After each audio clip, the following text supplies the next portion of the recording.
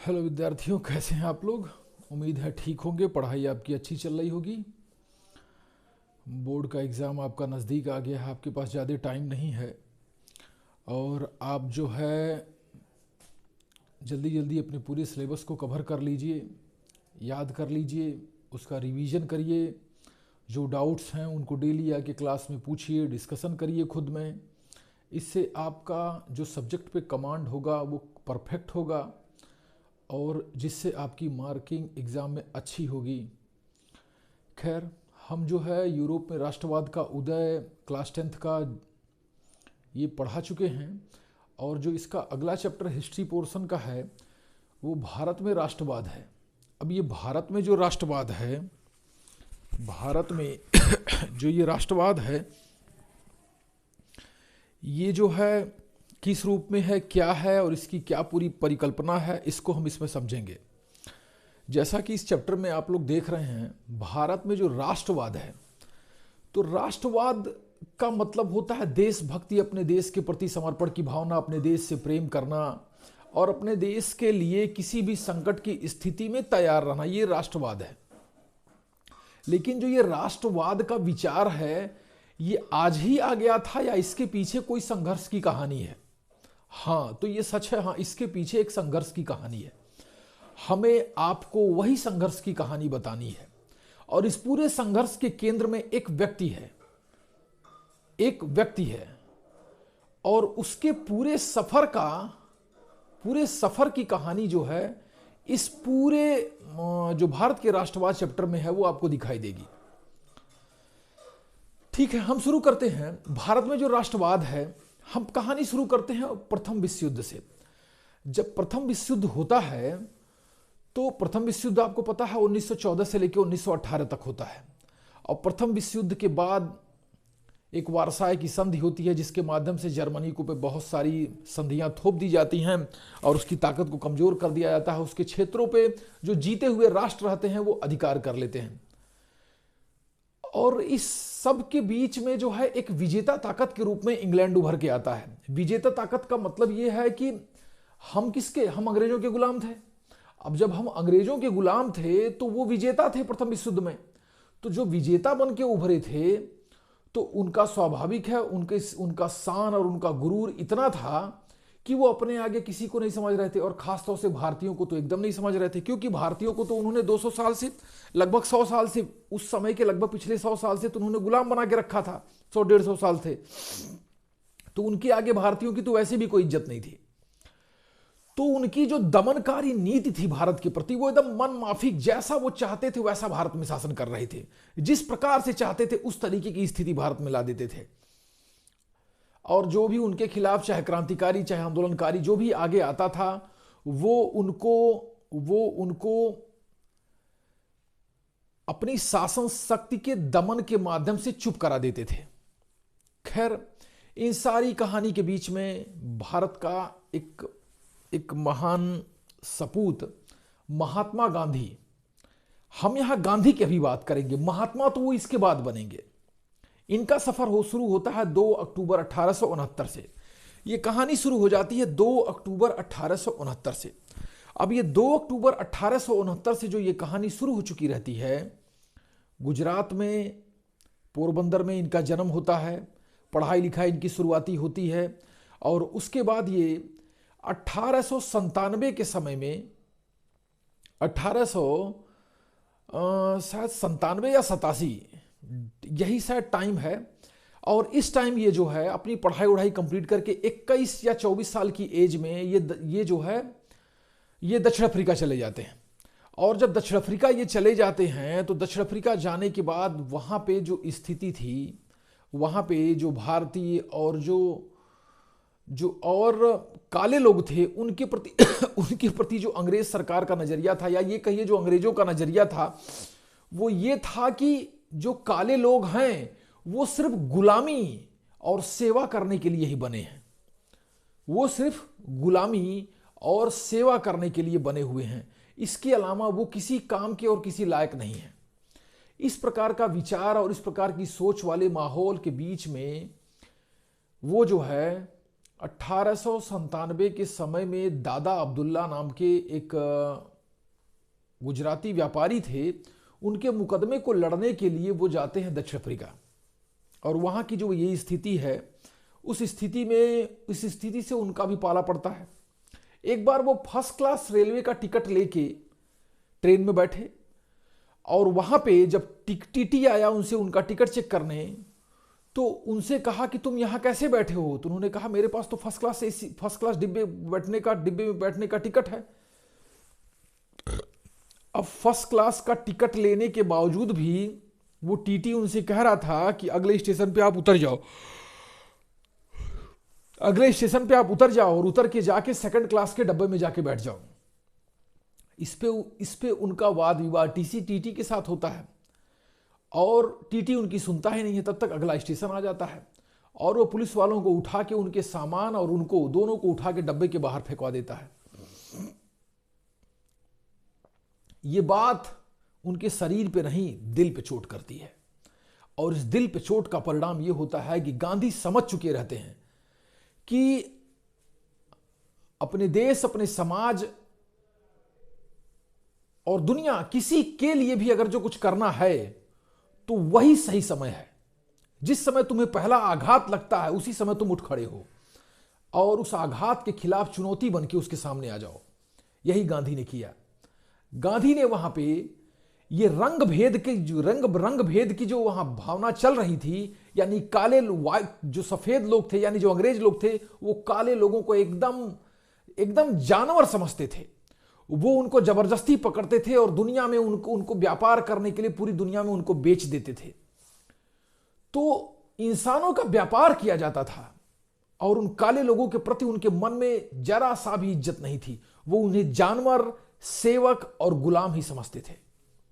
इन सब परिस्थिति को देखते हुए गांधी जी ने उस समाज के लिए कुछ करने के लिए सोचा, और उन्होंने एक संगठन बनाया जिसका नाम था नटाल कांग्रेस। नटाल कांग्रेस नाम का यह संगठन बना। इस संगठन का नाम था नटाल कांग्रेस। और नटाल कांग्रेस जो ये बना, और इसके बाद अब चूंकि एक संगठन तो बना दिया, फिर अपने विचारों को समाज में और वहां के लोगों में व्यक्त करने के लिए इन्होंने एक समाचार पत्र निकाला जिसका नाम था इंडियन ओपिनियन। और इस समाचार पत्र के माध्यम से वहां के लोगों को जगाने और जागृत करने का ये काम करने लगे। अच्छा, अब धीरे धीरे ये संगठन भी मजबूत होने लगा, और समाचार पत्र के माध्यम से इनके विचार भी और जगह फैलने लगे। तो इन्होंने एक, जैसे भारत में साबरमती आश्रम बनाया था, वैसे वहां भी सबसे पहले इन्होंने एक आश्रम बनाया जिसका नाम था फिनिक्स नाम का। वहां पे इन्होंने एक जो है फिनिक्स नाम का एक आश्रम बनाया, और उसी फिनिक्स नाम के आश्रम से ही इनकी राजनीतिक गतिविधियां वहां पे सक्रिय हो गई। राजनीतिक गतिविधियों का परिणाम यह हुआ कि जो वहां के काले लोग थे और जो भारतीय लोग थे, जिनको अंग्रेजों ने पकड़ के वहां पे ले गए थे और वहां पे उनसे मजदूर बना के उनसे काम कराया जाता था खेतों पे, ऐसे लोगों के लिए उन्होंने जो एक फिनिक्स नाम का एक आश्रम बनाया। फिनिक्स नाम के आश्रम के माध्यम से वो अपनी राजनीतिक गतिविधियों को सक्रिय किए रहते थे।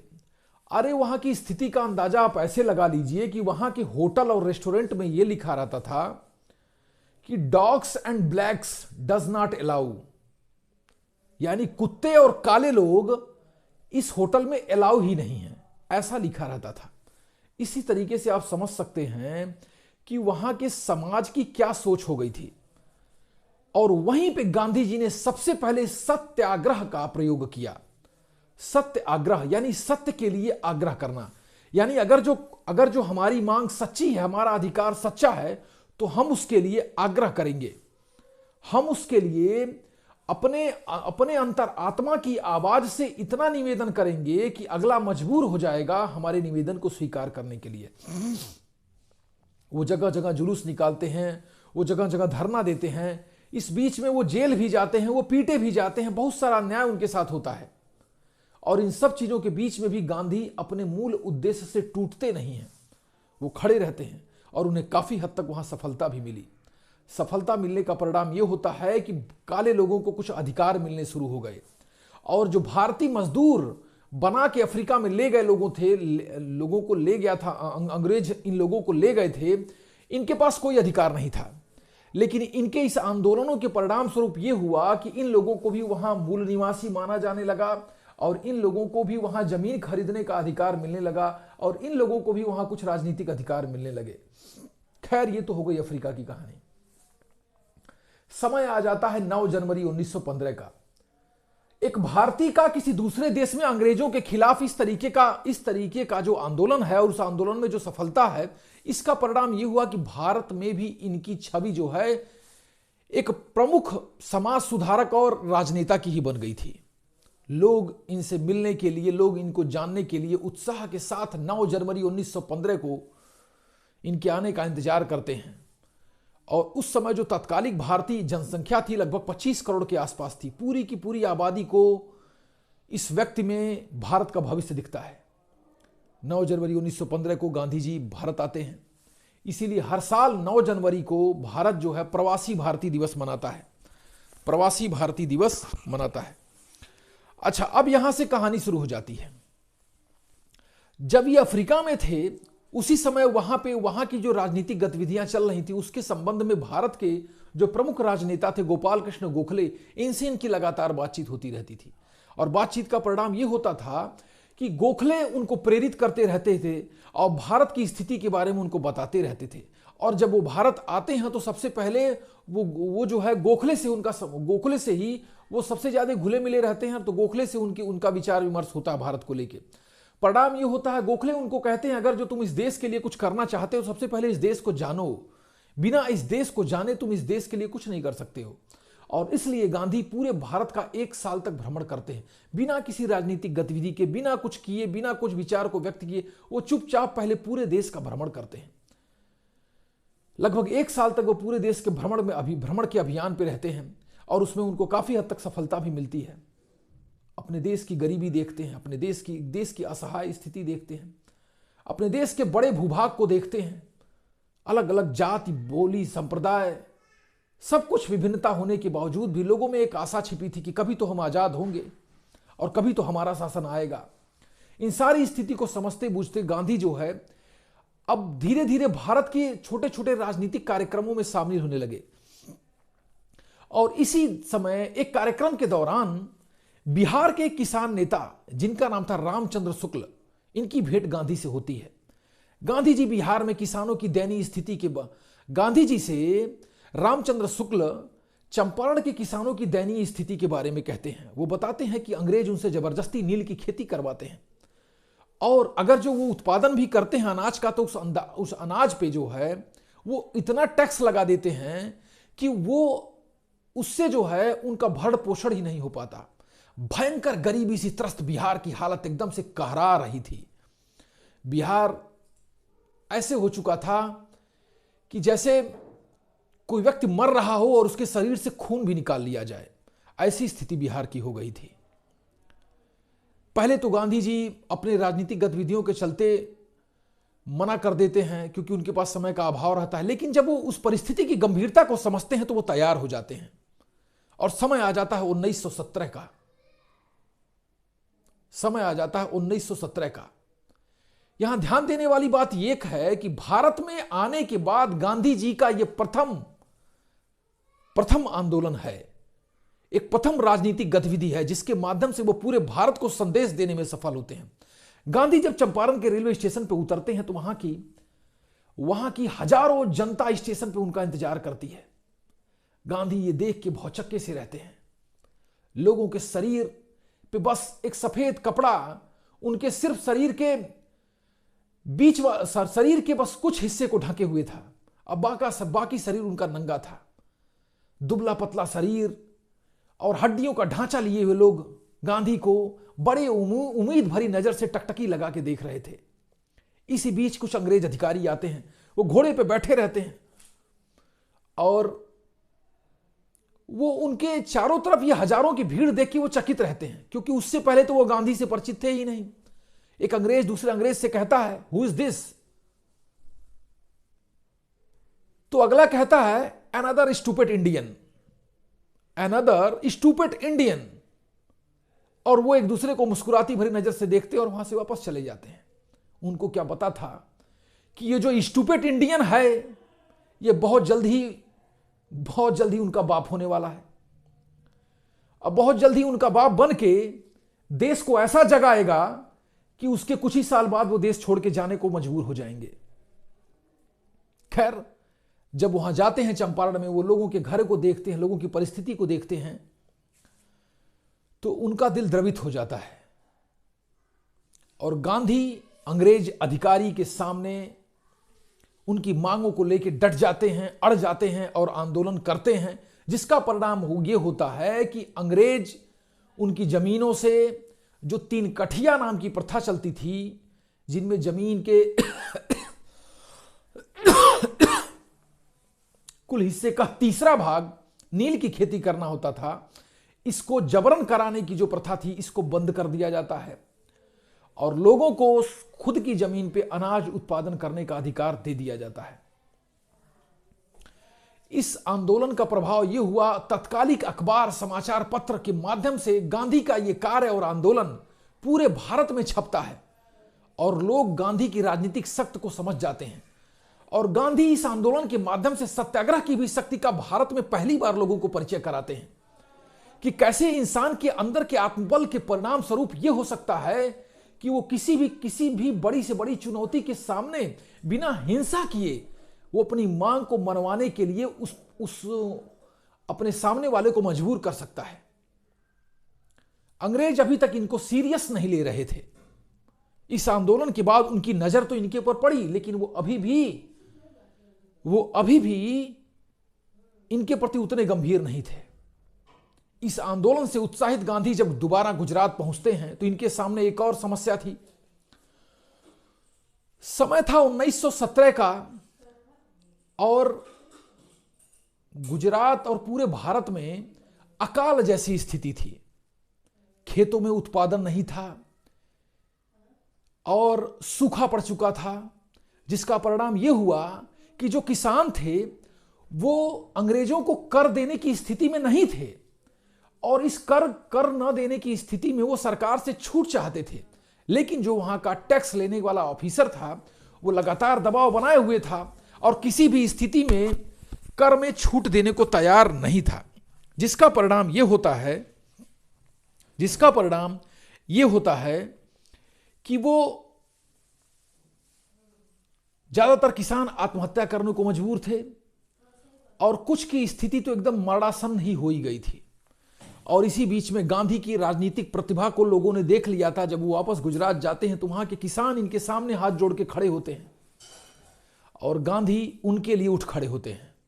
गांधी खेड़ा जाते हैं और खेड़ा में किसानों के अधिकार की बात उस समय के जो टैक्स अधिकारी था उससे करते हैं, उसे नियम और कानून का हवाला देते हैं और उसको मजबूर करते हैं अपने आंदोलन और सत्याग्रह के माध्यम से कि वो इन किसानों को इनकी फसल और इनकी उपज नष्ट हो जाने के चलते इनसे टैक्स न लिया जाए उस वर्ष। और परिणाम ये होता है कि वह अधिकारी मान जाते हैं और उस वर्ष किसानों को टैक्स में छूट दे दी जाती है। गांधी का खेड़ा सत्याग्रह भी सफल होता है। गांधी की ख्याति अब पूरे भारत में धीरे धीरे फैलने लगती है। इसी बीच 1918 के समय में ही गुजरात के अहमदाबाद में वहां सूती कपड़ा मिल थी, सूती कपड़े की मिल थी जहां पे कपड़े का उत्पादन किया जाता था। इस मिल में जो काम करने वाले मजदूर थे वो अपनी मांगों को लेके तत्कालीन जो मिल मालिक थे उनके सामने वो अड़ गए कि हमारी मांगें पूरी की जाएं, क्योंकि जो उनके काम के घंटे थे वो तय नहीं थे। दिन भर फैक्ट्री में काम करते रहो, महिलाओं को कोई आराम नहीं था, बच्चों को भी काम पे लगा दिया जाता था। ये सारी परिस्थिति इतनी भयावह थी ना, आप सोचिए 7-7 साल के बच्चे भी उस फैक्ट्रियों में काम करने को मजबूर रहते थे। महिलाओं को भी 12-12 घंटे काम करना पड़ता था, लेकिन पुरुषों से कम उनको तनख्वाह दी जाती थी। हफ्ते में कोई छुट्टी नहीं रहती थी। अब पुरुष तो एकदम कोल्हू के बैल की तरीके से उन फैक्ट्रियों में पीसे जाते थे। मिल मजदूरों की मांग को लेकर तत्कालीन जो वहां का प्रबंध तंत्र रहता है उस मिल का, उसके आगे गांधी जी जाते हैं और उस समय के जो कारखाना अधिनियम होता है और जो सरकारी उस समय का नियम कानून होता है, सबकी वो जानकारी और उस संबंध में जो भी नियम कानून थे सबके बारे में गांधी जी उनको बताते हैं और सत्याग्रह करते हैं, आंदोलन करते हैं, जिसका परिणाम ये होता है कि उन मिल के मजदूरों को उनका अधिकार मिलता है और महिलाओं के भी काम के घंटे तय होते हैं। इस तरीके से जो उस मजदूर वर्ग था जो वहां का, उसके हर वर्ग को आराम मिलता है, हर वर्ग को सुविधा मिलती है। गांधी की ताकत से अब पूरा देश परिचित हो चुका था। जो अंग्रेज इनको स्टूपिड इंडियन कह के इनका चंपारण में मजाक उड़ाए हुए थे, वो असल में जान चुके थे कि अब तो इनका बाप आ गया है, ये देश को जगाने का काम कर रहा है। और अंग्रेज अब इनको सीरियस लेना शुरू कर चुके थे। अभी तक तो सीरियस ले नहीं रहे थे, लेकिन अब अंग्रेज इनको सीरियस लेना शुरू कर चुके थे। भारत में धीरे धीरे समय बदलता है और 18 के बाद भारत में जो राजनीतिक आंदोलन हो रहे थे, जो क्रांतिकारी घटनाएं हो रही थी, इनको कमजोर करने के लिए अंग्रेजों ने एक कानून लाया, है ना, जिसे रॉलेट एक्ट कहा जाता है। साइमन रॉलेट नाम का एक पूर्व न्यायाधीश थे अंग्रेजों के, उनकी अध्यक्षता में एक कमेटी बनाई जाती है। इस कमेटी ने यह कमेटी एक रॉलेट एक्ट बनाती है, जिसे अराजकता और क्रांतिकारी विरोधी अधिनियम कहा जाता है। और इसे जो है फरवरी 1919 में भारत में लागू कर दिया जाता है। रॉलेट एक्ट का जो प्रावधान था वो ये था कि किसी को भी उठा के गिरफ्तार कर लो और उसके बाद वो पूछ भी नहीं सकता था कि हमें क्यों गिरफ्तार किया गया है। किसी के खिलाफ मुकदमा चला दो और वो निचली अदालत में, मान लो उसको अगर जो फांसी हो गई तो वो ऊंची अदालत में अपील भी नहीं कर सकता था। यानी बिना दलील, बिना वकील और बिना अपील का यह कानून था। किसी को कोई अधिकार नहीं, जिसे जो चाहा उसे उठा के बंद कर दो, जिसे जो चाहो उठा के बंद कर दो, किसी के खिलाफ कुछ भी कार्रवाई कर दो, किसी को फांसी पे भी चढ़ा दो, किसी को भी जेल में डाल दो।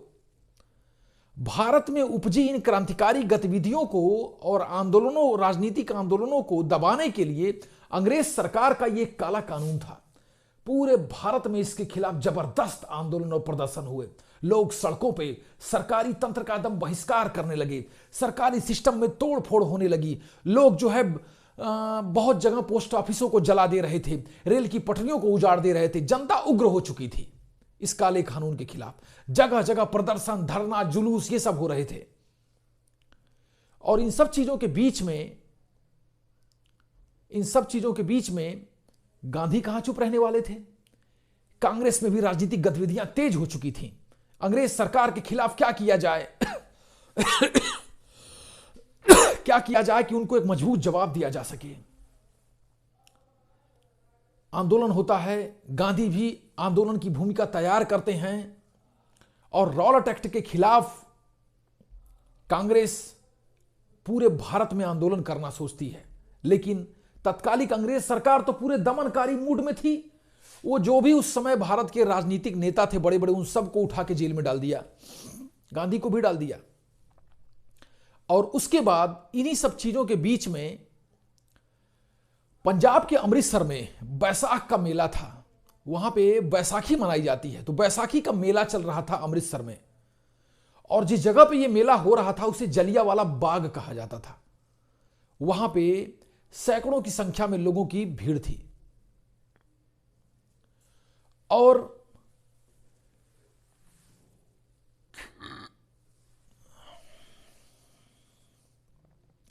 वहां पे कुछ आंदोलनकारी एक जनसभा कर रहे थे। वो क्यों कर रहे थे? क्योंकि दो नेताओं को गिरफ्तार कर लिया गया था अंग्रेजों के माध्यम से, उसके विरोध में ही वो आंदोलन कर रहे थे। लेकिन उनका मेन उद्देश्य वही था कि वो उस काले कानून के खिलाफ विरोध व्यक्त कर रहे थे। इसी बीच में उस बाग को चारों तरफ से उस अमृतसर शहर का जो सैनिक जनरल था, जनरल डायर, उसने घेर लिया। उस बाग से निकलने का एक ही रास्ता था। बाग था मतलब एक बाउंड्री थी और उस बाउंड्री से निकलने का एक ही रास्ता था। उसी मैदान के बीच में वो मेला लगता था और उस मार्ग को उसने बंद कर दिया और अपने सैनिकों को आदेश दे दिया कि वो नीचे लेट के बैठ जाएं और अपने बंदूक से निशाना साध लें। और वहां उस मेले में, उस बाग में उपस्थित जितने लोग थे, बच्चे बूढ़े जवान, सबको उसने गोलियों से भून देने का आदेश दिया। बहुत सारे लोग, उस बाग के बीच में एक कुआं था, कुछ तो लोग अपने बच्चों और अपने डर के परिणाम स्वरूप उस कुएं में ही कूद के अपनी जान दे दिए, और कुछ को तो गोलियां लगी और वो वहीं मर गए। सैकड़ों लोग मारे गए। यहां पे इस भयंकर नरसंहार का परिणाम यह हुआ कि भारत की जनता पूरे उबाल पे थी और भयंकर रूप से अंग्रेज सरकार का दमन पूरे भारत में चल रहा था। भारत के उस समय जो भी महान पुरुष थे, रविन्द्रनाथ टैगोर या और भी जो, इन सब लोगों ने अंग्रेज द्वारा दी गए सम्मान को उतार फेंका। गांधी पूरी तरीके से दुखित हो चुके थे। मतलब एकदम आतंक का नंगा नाच अंग्रेजों के द्वारा किया जा रहा था। एक तो उन्होंने रॉलक एक्ट ला दिया, दूसरे हम जलियांवाला बाग कांड कर दिया, और जनरल डायर जो इसने इतना बड़ा नरसंहार किया, वो कहता क्या है कि मैं लोगों के बीच में एक डर का माहौल पैदा करना चाहता था, जिससे जो आंदोलन और क्रांति है वो बंद हो जाए। तो उसने तो एक जलती आग को घी से बुताने का प्रयास किया था। अब आग दिखने, घी तो भले गर्म होने के बाद वो पानी रूप में दिखाई देगा, लेकिन वो आग को बुताएगा नहीं, वो और भड़काएगा। आग तो अब जल चुकी थी, और जो आग अब जल चुकी थी, अब उसका परिणाम और आगे दिखाई देगा। स्थिति यह हो चुकी थी कि जो अभी तक सुस्त पड़े हुए थे, उनको इस सब घटनाओं से कोई फर्क नहीं पड़ रहा था। वो लोग भी अब जाग चुके थे, और वो अंग्रेज सरकार के प्रति अपने सबसे बड़े दुश्मन वाली नजर से देख रहे थे उनको, और वो किसी भी हाल में उसको उखाड़ फेंकना चाहते थे। भारत की जो क्रांतिकारी गतिविधियां अपने चरम पे थी, उस समय जो भी क्रांतिकारी दल थे, चाहे बंगाल के, चाहे उत्तर प्रदेश के, चाहे पंजाब के, ये सारे के सारे हर प्रयास के माध्यम से अंग्रेजों के खिलाफ कोई न कोई राजनीतिक गतिविधि या कोई न कोई क्रांतिकारी गतिविधि करते रहते थे। फिर जलियांवाला हत्याकांड के बाद भारत में कोई नहीं ऐसा रह गया था जो अंग्रेज सरकार को फूटी आंख भी पसंद करे। 1919 की इस स्थिति के बाद समय आ जाता है, अब चूंकि प्रथम विश्व युद्ध खत्म हो चुका रहता है, समय 1919 का आ चुका होता है, और दुनिया में एक साम्राज्य था मुस्लिमों का, इस्लामिक साम्राज्य था, जिस साम्राज्य का नेतृत्व करता था तुर्की। जो तुर्की देश है वो उस ऑटोमन साम्राज्य का नेतृत्व करता था। लेकिन प्रथम विश्व युद्ध के बाद ऑटोमन साम्राज्य बिखर चुका था, हार चुका था, और वहां का जो प्रमुख धार्मिक और राजनीतिक नेता होता था उसे खलीफा बोला जाता था। अंग्रेजों ने तुर्की को हरा दिया और वहां अपने नुमाइंदे को बैठा दिया, और जो खलीफा का पद था उसको खत्म कर दिया। और खलीफा का पद खत्म कर देने के चलते जो पूरे दुनिया के मुसलमान थे उस खलीफा को अपना धार्मिक नेता मानते थे, वो अंग्रेजों के खिलाफ खड़े हो गए। और इसका परिणाम यह हुआ कि भारत में भी जो उस समय मुस्लिम युवा नेता थे, मोहम्मद अली जिन्ना हो गए और सैफुद्दीन हो गए और जो अली बंधु हो गए, इन सभी ने जो है एक खिलाफत कमेटी बनाई बंबई में। और इस खिलाफत कमेटी का उद्देश्य था कि अंग्रेजों द्वारा की गई तुर्की में उस कार्रवाई की खिलाफत करना, और वो इस खिलाफत कमेटी का सहयोग कांग्रेस से करने के लिए कहने लगे। गांधी जी कांग्रेस के सम्मेलन में खिलाफत आंदोलन का समर्थन करने का प्रस्ताव पास कराने में सफल हो जाते हैं। परिणाम यह होता है 1920 में खिलाफत आंदोलन शुरू हो जाता है गांधी जी के नेतृत्व में। गांधी जी से हिंदू और मुस्लिम के बीच में एकता लाने का सबसे प्रमुख हथियार समझते हैं और बहुत अच्छा अवसर समझते हैं, क्योंकि इस आंदोलन के माध्यम से ही, अब देखिए कितनी अद्भुत घटना होती थी। जो आर्य समाज के लोग होते थे वो बड़े कट्टर धार्मिक लोग थे, और आर्य समाज के जो प्रमुख स्वामी श्रद्धानंद, एक प्रमुख नेता स्वामी श्रद्धानंद को जामा मस्जिद में भाषण करने के लिए बुलाया जाता था। ये एक तरीके का हिंदू और मुस्लिम के बीच में सद्भाव पैदा करने वाले भावना के तहत किया गया। अच्छा, दूसरी तरफ क्या हुआ, अमृतसर के जो सिख थे इनका मुस्लिमों से बड़ा बैर रहता था, लेकिन अमृतसर के सिखों ने अमृतसर के स्वर्ण मंदिर की चाबी मुस्लिमों को सौंप दी कि आप जाओ इसकी देखरेख करो। इस तरीके का एक सद्भावना का संदेश दे दिया गया और दोनों में प्रबल एकता की भावना का विकास हुआ और गांधी जी को इसका नेतृत्वकर्ता बनाया गया खिलाफत आंदोलन का। और यह खिलाफत आंदोलन 1921 आते आते असहयोग आंदोलन से जुड़ जाता है। अब यह असहयोग आंदोलन जो होता है, यह असहयोग आंदोलन जो होता है, इसका परिणाम यह होता है, गांधी असहयोग क्यों करना चाहते हैं? गांधी असहयोग यह करना चाहते हैं कि अंग्रेज पूरे भारत में बिना भारतीयों के सहयोग के तो कुछ कर ही नहीं सकते। तो अगर जो एक असहयोग आंदोलन खड़ा कर दिया जाए कि कोई भी अंग्रेजों का किसी भी प्रकार से कोई सहयोग नहीं करेगा, कोई सहयोग नहीं करेगा, तो अंग्रेज भारत में टिक ही नहीं सकते हैं। और वो बहुत होगा तो 1 साल तक भारत में बस रह पाएंगे, उसके बाद वो भारत छोड़ने में मजबूर हो जाएंगे। और गांधी जी ने किया भी वही। उन्होंने 1921, 20 और 21 आते आते असहयोग आंदोलन को पूरे चरम पे ला दिया। उसमें मुस्लिम आंदोलनकारियों का भी सहयोग मिला। अब इस आंदोलन का उत्साह ऐसा था कि जगह जगह आंदोलन चल रहे थे, जगह जगह आंदोलन चल रहे थे, जुलूस निकल रहे थे। कोई जो जितने भी सरकारी कर्मचारी थे, जो भारतीय लोग सरकारी विभागों में, अंग्रेजों के सरकारी विभाग में काम करते थे, उन्होंने त्यागपत्र दे दिया। वकीलों ने वकालत करनी छोड़ दी, शिक्षकों ने पढ़ाना छोड़ दिया, ठीक, विद्यार्थियों ने स्कूल जाना बंद कर दिया। जो भी अंग्रेजों द्वारा दी गई संस्थाएं थी उन सब का त्याग कर दिया गया। और परिणाम इसका परिणाम यह हुआ कि अब अंग्रेज सत्ता कमजोर होने लगी। वो एकदम से चकित हो गई कि ये क्या हो रहा है, और वो बहाना ढूंढने लगी कि कुछ ऐसा मौका मिल जाए जिससे मैं गांधी को उठा के गिरफ्तार कर लूं। और चूंकि गांधी बड़े होशियार आदमी, वो कुछ ऐसा करना ही नहीं चाहते थे कि अंग्रेजों को कोई मौका मिले। लेकिन अब चूंकि जब माहौल इतना गर्म हो चुका है तो वो बहस तक सीमित रहे ये कोई तय नहीं है, बवाल तो बढ़ना ही था। एक जगह घटना हो जाती है आपके शहर में एक घटना हो जाती है गोरखपुर में, और एक जगह है चौरी चौरा।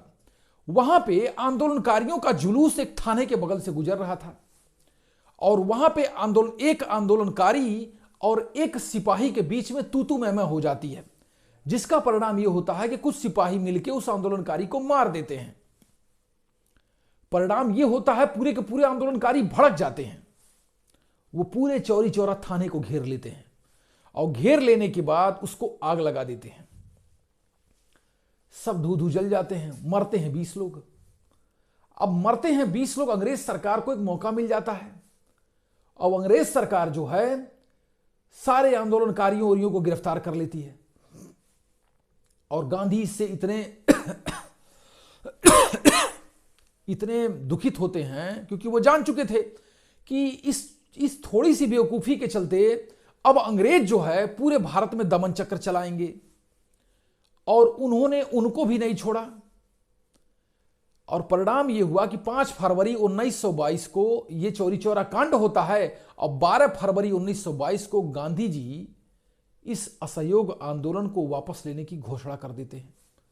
वापस लेने की घोषणा के 4 दिन बाद अंग्रेज आके उनको उठा लेते हैं और जेल में डाल देते हैं। परिणाम यह होता है, जेल में डाल देते हैं, जिसका परिणाम यह होता है कि अब गांधी जो है अब सक्रिय राजनीति से थोड़े दूर हो जाएं, और उनको भारत के इन जो आंदोलनकारी हैं और जो क्रांतिकारी हैं, इनको वो दमन के माध्यम से कमजोर करने का अंग्रेज सरकार को मौका मिल जाए। कहानी अभी और भी लंबी है, 1947 तक चल रहा है। आज काफी रात हो चुकी है और आज इसको यहीं रोकते हैं। अब ध्यान से सुनिएगा, बहुत मजा आएगा, क्योंकि ये उस महान पुरुष की कहानी है जो गांधी से महात्मा गांधी तक के सफर को पूरा करती है। धन्यवाद, शुभ रात्रि।